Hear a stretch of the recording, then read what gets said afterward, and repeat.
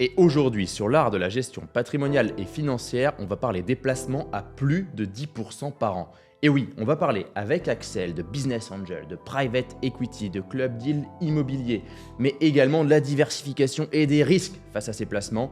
Point important, avant de commencer ce podcast, j'ai besoin de vous pour continuer à vous abonner à notre chaîne L'Art de la Gestion Patrimoniale sur YouTube, Spotify ou Apple Podcast. Et bien sûr, si vous aimez notre contenu, n'hésitez pas à le liker, à le partager ou à le commenter. On a besoin de vous pour continuer à vous offrir un contenu de très haute qualité. Allez, on est parti avec Axel pour parler des placements à plus de 10% par an. Commençons, Axel, avec le private equity. C'est le plus connu, c'est la référence quand on parle de rendement intéressant, c'est le private equity. Encore un terme anglo-saxon, concrètement, qu'est-ce que c'est ? C'est de l'investissement dans des sociétés qui sont non cotées. Ça peut être des TPE ou des PME qui ne sont pas cotées sur le marché boursier, donc tu ne peux pas les acheter directement sur ton compte titre ou sur ton PEA. Il y a différentes stratégies au niveau du private equity. La première, on va dire, c'est la stratégie du venture ou du capital investissement. Pour parler de manière assez simple, c'est les startups.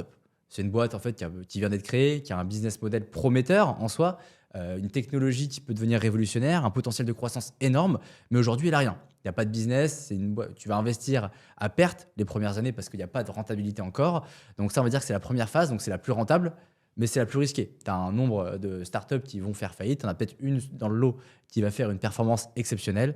L'idée, c'est d'avoir choisi la bonne. Le deuxième stade, c'est le capital développement. Donc là, tu as des boîtes qui sont un peu plus matures, elles ont 3-4 bilans, elles ont un business model qui est assez solide, elles sont rentables et elles ont besoin de lever des fonds pour, par exemple, acheter une nouvelle usine, pour développer une nouvelle production, pour investir à l'étranger, pour développer, entre guillemets, leur business. Et la troisième étape la plus connue, c'est le LBO. Donc là, c'est une boîte qui est vraiment bien implantée, entre guillemets. Tu as des flux de trésorerie prévisibles. Donc les fonds de private equity vont rentrer dans cette société. Généralement, ils sont majoritaires et ils vont se faire rembourser leur acquisition parce qu'ils vont acquérir la société avec de la dette. C'est l'effet de levier financier grâce à la banque. Et ils vont rembourser l'emprunt de la banque par la remontée des dividendes de la société. L'idée, bien sûr, c'est que les fonds ils soient actifs à l'intérieur de la société, c'est qu'ils vont apporter leurs compétences, leur réseau, justement pour développer la société. Et au final, l'idée, généralement, c'est outre avoir le remboursement du capital, du crédit par la banque, par les dividendes, avoir une valorisation à la revente qui est bien plus importante. Si l'idée, c'est de faire 50, 100 ou 200% de plus-value sur la revente, en moyenne, c'est entre 4 et 7 ans. Ok, c'est assez intéressant de bien comprendre au final que le private equity, c'est pas uniquement on investit sur la startup de Monsieur Michel qui vient juste de lancer et puis on se dit qu'on va faire x100. Au final, le private equity, ça c'est une partie du private equity, Ouais. le départ de l'investissement, savoir si le projet va bien marcher ou pas. Ça c'est le plus risqué, on est d'accord au final. C'est le plus risqué, mais rendement à risque, c'est aussi le plus rentable. Si jamais tu tombes sur la pépite, ça peut devenir très très rentable. Après, je ne le conseille pas pour des investisseurs qui n'ont aucune connaissance dans le milieu. Ça, on en parlera après. C'est plutôt le métier des business angels. Mais le private equity, quand tu investis à titre particulier et que tu n'es pas vraiment connaisseur, il faut mieux avoir une stratégie plutôt globale avec différentes stratégies à l'intérieur, mais majoritairement du LBO. D'accord, donc on peut même diversifier ces stratégies, même dans le private equity. Tu peux avoir alors ça dépend comment tu rentres. Soit tu rentres en direct, mais généralement c'est des tickets très importants. Soit tu peux rentrer dans des espèces de fonds ou des multifonds qui, en fonction de ces fonds-là, ont une stratégie avec un peu de venture, un peu de capital développement, un peu de dette privée. Dette privée, c'est pas du capital, c'est pas du private equity, mais c'est lié parce que c'est des boîtes non cotées qui vont emprunter de l'argent. Donc c'est un peu comme des obligations. Tu as des rendements sympas. Historiquement, tu es entre 7 et 10. C'est un peu moins risqué parce que tu es créancier.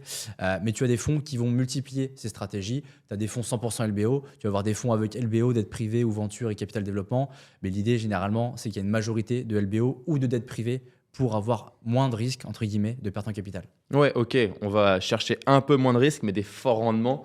Allez, je te fais la transition pour les rendements. On est sur quoi au niveau des rendements là, sur le private equity en LBO, enfin, c'est ce qu'on peut voir dans la moyenne des parce private. qu'il faut regarder un truc assez stable. Le LBO, en moyenne, tu es sur du 15% de TRI.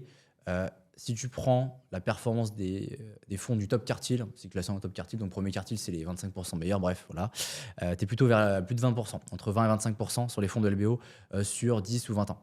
Ouais, donc il faut travailler avec ses meilleurs fonds. Enfin, on a la capacité à le faire, nous, en tant que cabinet indépendant. Il faut donc le faire. c'est avec ceux avec qui on travaille aujourd'hui, c'est ceux qui font les top performances.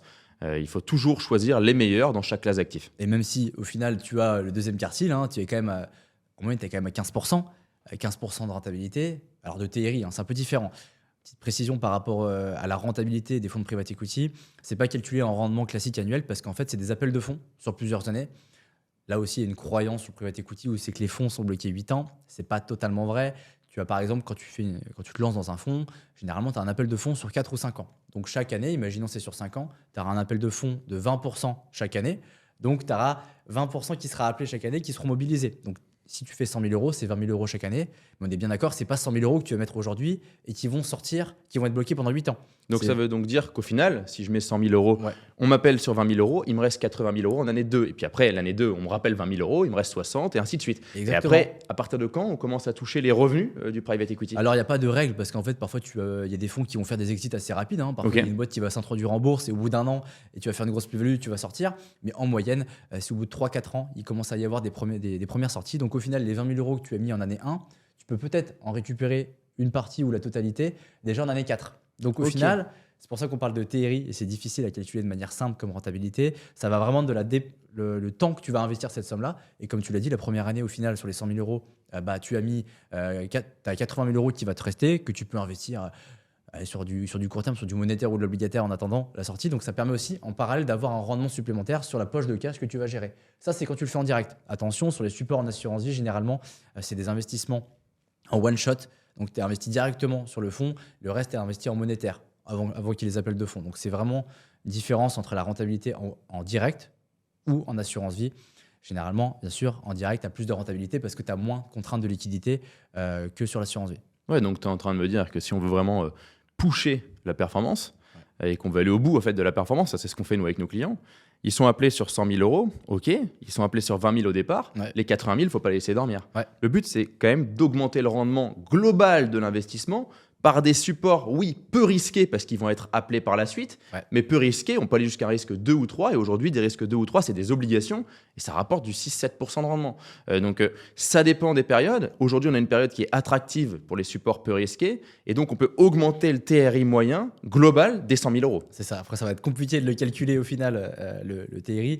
Mais effectivement, l'idée, c'est de le faire intelligemment, bien sûr, pas n'importe quoi et pas mettre sur des produits structurés qui Oui. seront bloqués 10 ans. Mais oui, après, attention, sur le risque est série 2 ou 3. Sur 7, on a vu que les SCPI qui étaient série 2 ou 3, qui ont fait moins 40%, c'est pas trop la référence. Mais effectivement, oui, l'idée, c'est de faire les choses de manière intelligente. Et tu peux utiliser ton cash en attendant qu'il soit appelé de manière intelligente. SRI, ça veut bien dire niveau de risque, je préfère le redire pour ceux qui nous écoutent. C'est peut-être des fois des termes qu'on utilise nous tous les Ouais. jours et qui sont compliqués pour ceux qui peuvent nous écouter. Allez, on a fait le point sur le private equity, un point plutôt large. On a compris les rendements, on a compris que le risque était aussi important, mais de toute façon c'est simple, il y a bien un couple qui divorcera jamais. C'est le couple rendement-risque. Plus vous prenez de risques, plus vous avez de rendement potentiel. C'est dans la plupart des cas vrai. Dans certains cas, on peut se dire en fait le risque il est pas si important et je peux faire un super rendement. Mais ça c'est quand il y a des périodes d'incertitude, et les périodes d'incertitude on le voit aujourd'hui avec la classe d'actifs obligataires. Et l'inverse, c'est aussi vrai. C'est Tout à fait. parce que tu fais. Je te donne un exemple totalement abruti, mais au final, tu te dis, bah voilà, j'ai 10 000 euros. Hop, je vais les balancer sur la première action que je vois, je la connais pas. Ça, c'est prendre du risque. C'est un Ah bah risque ça, c'est considéré. Mais c'est pas pour autant que tu auras plus de rentabilité. Donc là, c'est exagéré comme exemple. Mais c'est pour montrer aussi que c'est pas parce que vous prenez plus de risques que c'est forcément plus rentable. Encore une fois, il faut vraiment faire les choses de manière intelligente. Et on le voit des fois avec des supports en banque privée ou chez certains courtiers qui vont accompagner leurs clients en prenant des actifs qui leur rapportent beaucoup d'argent. Ouais. Et pourtant, le client pense prendre du risque et fait son petit 2% par an, alors que sans prendre de risque sur un livret A, il aurait fait 3. Donc c'est vrai que ça, c'est des choses qu'on voit et qu'on a l'habitude de voir. Soyez bien accompagnés, ayez une diversification dans vos allocations, c'est le plus important. Et choisissez les bons actifs au bon moment. On ne dit pas qu'on a de boule de cristal, mais l'économie se répète et les phases économiques sont assez simples à analyser. Après, savoir si la bourse va monter pendant 10 ans, ça, on ne peut pas le savoir. Mais par contre, bien diversifier une classe d'allocation pour être meilleur quand ça baisse et meilleur quand ça monte, ça, c'est plutôt simple. De notre côté, deuxième point, le business angel. Le business angel, j'ai presque envie de te dire que ça ressemble au private equity, mais cette fois-ci, on est actif. Alors, Business Angel, c'est exactement ça. C'est la même chose. Tu vas investir dans des boîtes, mais c'est toi qui vas le faire directement. Donc, c'est bien sûr réservé à une personne qui a une expérience dans le milieu, qui sait gérer des boîtes, qui sait analyser des sociétés. Généralement, c'est des personnes qui étaient dans le milieu du private equity ou des entrepreneurs à succès qui ont fait un exit et qui investissent aujourd'hui avec leur holding dans différentes sociétés. C'est réservé à certaines personnes avec les compétences. L'idée, c'est d'investir dans une boîte. En contrepartie de l'investissement, tu vas récupérer de l'equity, donc tu vas récupérer des parts de la société et toi, tu vas apporter ton réseau, tes compétences pour développer. Donc au final, c'est un peu du private equity, mais en direct et c'est toi qui le fais. Généralement, c'est surtout sur des plus petites boîtes, sur du venture ou du capital développement. Et les rentabilités peuvent être stratosphériques parce que tu as de l'expérience et tu connais les boîtes dans lesquelles tu investis. Après, voilà, encore une fois, c'est vraiment réservé à des investisseurs de renom qui ont vraiment eu un gros succès dans le monde des affaires Donc, faut pas, comme on dit à la télé, faut pas essayer ça à la maison tant qu'on n'a pas ces conditions-là. Ouais, si on veut vraiment faire tout simplement une comparaison rapide, le private equity, c'est investir dans des petites boîtes pour continuer à faire de la levée, continuer à faire du développement et ainsi de suite. Ouais. Mais par contre, c'est un investissement qui est totalement passif. Ouais. De l'autre côté, le business angel, c'est du private equity, c'est le venture au final du private equity, mais c'est un investissement totalement actif. Vous faites partie de la société et vous allez continuer à investir dans la société en mettant votre expérience, vos connaissances et votre réseau pour la société dans laquelle vous investissez. Donc c'est totalement différent sur ces deux aspects. Et on le voit, nous, avec nos clients, sachant qu'on a une majorité de nos clients qui sont entrepreneurs, et on voit que la suite logique, généralement, des entrepreneurs, quand ils font une belle société et qu'ils la revendent au bout de 10 ou 15 ans à plusieurs millions d'euros, ils ont la fibre business et ils savent lire les sociétés. Bon, bien sûr, c'est comme tu l'as dit, pas de boule de cristal, hein, ils font pas du x100 sur toutes les sociétés, mais généralement, ils réinvestissent beaucoup dans les sociétés parce qu'ils se rendent compte que c'est là où on crée de la valeur et on peut faire des multiples importants. Après, petit point, attention, quand vous investissez 10 000 euros dans la pizzeria de votre pote, ça, c'est pas du business angel. Ça, c'est ce qu'on appelle du love money. Je te donne de l'argent parce que je te connais, je t'aime bien. Tu n'attends pas de rentabilité en face. Donc, c'est vraiment deux choses différentes. Love money, tu donnes de l'argent à ton pote parce que tu as envie de l'aider et tu sais que peut-être que tu ne la reverras pas. Business angel, c'est vraiment, tu es un expert, tu connais la société et tu es là pour faire du multiple. Ok, c'est assez intéressant de voir les deux. Et donc en termes de rendement sur le business angel, c'est des rendements qui sont démultipliés, comme le risque qui est démultiplié. Vous pouvez faire x100 comme x0. Je rappelle, un investissement qui fait x0, vous mettez 100 000 x0, ça fait bien 0. Donc ça aussi, c'est possible sur le business angel. Troisième point, on va aborder maintenant les clubs deals immobiliers. Les clubs deals immobiliers, ça reste intéressant d'en parler, même si la situation actuelle dans l'immobilier est plutôt dans le rouge, voire dans le noir. Parlons-en quand même, parce que c'est souvent quand tout va mal qu'il y a des grosses opportunités à saisir. Alors, les clubs deals immobiliers, il ne faut pas confondre avec les CPI. C'est totalement différent, même si bien sûr, c'est une classe d'actifs immobilière aussi. Ça va être des projets qui vont plutôt exotiques, par exemple des hôtels de luxe. Récemment, j'ai vu des campings de luxe. C'est marrant, avec des belles rentabilités sur le papier. Ça va regrouper entre 20 et 50 investisseurs avec des tickets importants d'entrée, entre 100 et 300 000 euros, voire plusieurs millions parfois, minimum pour rentrer sur le club deal. Ça se fait sous forme de société, tu es en SCI ou en SS en fonction des projets. Et c'est souvent des biens qui sont un peu décorrélés du marché. Tu vois, le camping, c'est quand même décorrélé. Les hôtels de luxe ou les immeubles d'ultra-luxe, ils ne sont pas touchés par la crise aujourd'hui parce qu'ils sont achetés par des étrangers, etc. Donc, c'est des montants délirants, donc ils sont totalement décorrélés. Et ça permet d'être décorrélé au sein de la classe d'actifs immobilière. Là aussi, bien sûr, tu as des contraintes de liquidité comme les autres classes d'actifs qu'on a mentionnées juste avant. Tu es généralement bloqué sur 5 à 8 ans avec des rendements aussi sympas. Le club de l'immobilier, tu es entre 10 et 12% en moyenne, sachant que selon les banques, tu peux te le faire financer parce que ça reste de l'immobilier. Bon, ça, c'est le principe des banques, elles ne financent pas grand-chose, mais l'immobilier, elles le financent. Et ça permet justement de profiter de l'effet de levier du crédit. Tu empruntes à 2-3% avec ta holding et tu investis dans le club de l'immobilier qui te rapporte en théorie 10. Donc, c'est vraiment une bonne source de diversification. Bien sûr, il n'y a pas zéro risque. C'est quand même un risque de perte en capital. Si jamais le support, le projet n'est pas rentable, bien sûr, tu vas perdre du capital. Ok, le club deal immobilier, si tu veux le comparer au SCPI, parce que SCPI, beaucoup de personnes en parlent et connaissent ce que c'est, la société civile de placement immobilier, VS le club deal immobilier, comment tu les comparerais, comment tu dirais, quelles sont les grandes différences entre les deux? Alors déjà, c'est le prix d'entrée. Les SCPI, tu peux mettre, je suis pas expert, mais je pense que tu peux rentrer à partir de 100 ou 500 euros par mois, ou même en direct, 500 euros sur un SCPI. Club deal, déjà, tu as une durée de blocage importante. Les frais d'entrée sont différents. Le club deal d'immobilier, ça va dépendre avec qui tu travailles, mais ça peut être entre 0 et 5% de frais de souscription. Les SCPI, ça peut être 10 ou 12% en moyenne de mémoire. Après, attention, il y a des SCPI qui ne facturent pas de frais d'entrée, mais elles se rémunèrent bien sur les frais de gestion, donc il faut bien tout regarder. Donc ça, c'est la grosse différence. Et c'est plus réservé, tu es 30 ou 50 au final dans un club de l'immobilier, alors que dans une SCPI, tu peux avoir des millions d'investisseurs. Ok, c'est intéressant de savoir en tout cas qu'il existe différentes classes d'actifs pour aller chercher les plus de 10% par an. Si on dit 10% par an, on en vient au dernier point. Diversification et risque, c'est peut-être notre principal conseil. La plus grosse contrainte pour moi pour ces investissements, historiquement, ça s'est bien passé si tu le fais bien. Bien sûr, encore une fois, ça ne veut pas dire que ça sera toujours le cas. C'est la liquidité. Donc, c'est bien beau d'investir dans ces classes d'actifs. Même si le private equity, on a dit que ce n'était pas bloqué 8 ans, tu as quand même des phases de blocage importantes. Business angel, on va le mettre à part. Club deal immobilier, c'est pareil, c'est bloqué pendant 5 à 8 ans. Donc, c'est de l'investissement, c'est de l'argent dont tu n'as pas besoin. Donc, déjà, c'est la première contrainte, c'est bloqué. Sauf qu'il est exceptionnel, tu ne peux pas le récupérer. Donc, ça, c'est la première étape à prendre en compte. Sur le private equity, Le niveau de risque, bien sûr, il est important, mais ça va dépendre aussi des stratégies. Tu l'as compris, hein, plus tu arrives, venture capital, c'est le plus risqué, capital développement, c'est un peu moins risqué, LBO, c'est encore un peu moins risqué, sachant que ça reste très risqué, hein, parce que c'est plus risqué, en théorie, qu'une classe d'actifs action. Et l'idée, c'est peut-être effectivement de faire une diversification entre ces différents montants pour avoir une volatilité qui est réduite. Après, encore une fois, ça s'adresse à des investisseurs qui peuvent mettre des tickets importants. Donc, on l'a dit, private equity, on ne l'a peut-être pas mentionné, mais généralement, c'est des appels de fonds d'au moins 100 000 euros pour avoir quelque chose d'intéressant. Club deal immobilier, c'est pareil.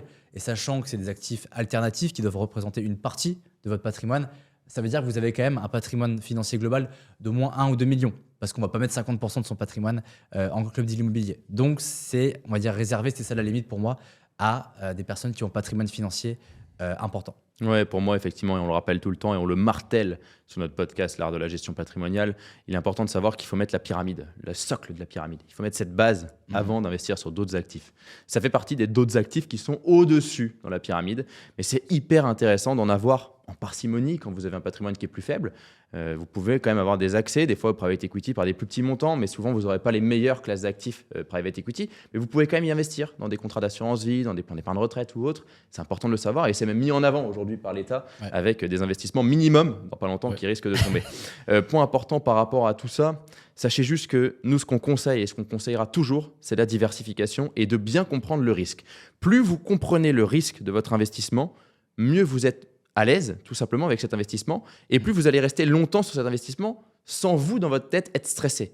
Parce que le stress d'un investisseur, c'est ce qu'il y a de pire. Si vous agissez avec des biais comportementaux, vous risquez de tout mettre en l'air. Donc ça, c'est vraiment important de comprendre que nous, on veut une diversification, une compréhension des risques, et ensuite on y va, on investit. Mais une fois que vous avez compris tout ça, normalement, vous avez les clés pour réussir à faire plus de 10% par an pour une partie de votre patrimoine, vous l'avez compris. C'est intéressant ce que tu dis parce que pour les biais comportementaux, l'avantage des classes d'actifs peu volatiles, c'est que généralement, tu n'as pas une valeur liquidative quotidienne comme sur les actions. Donc, même si ça peut baisser un peu, tu ne vas pas trop le voir parce que tu ne vas pas avoir une valeur qui va s'actualiser. Donc, ça permet vraiment de te dire, je ne regarde pas et puis je verrai bien dans 6-7 ans. Et ça t'enlève les biais comportementaux qu'on peut avoir sur les marchés actions où on peut paniquer et tout vendre alors que c'est le meilleur moment d'acheter. C'est vraiment intéressant. Sur cet aspect-là, c'est vraiment intéressant d'avoir ces actifs alternatifs. Et tu l'as très bien dit, on peut mettre du private equity dans l'assurance vie. Et c'est pas parce que c'est moins rentable qu'en direct que c'est inintéressant. On a des supports en fonction du niveau de stratégie entre 7 et 11%, ce qui est très bien en net de frais de gestion. Donc ça peut être intéressant d'en incorporer dans votre stratégie en assurance vie. Ouais, c'est important que les biais comportementaux sont toujours actifs, même quand une classe d'actifs est peu liquide. On le voit des fois avec les SCPI, quelle surprise, qui valorisaient seulement tous les 6 mois ou tous les ans. C'est pas parce que ça valorisait tous les ans que la presse n'était pas présente pour dire attention, attention, attention. Et quand la presse s'en mêle, attention aux classes d'actifs qui sont sélectionnées par la presse. Donc oui, effectivement, prenez le temps.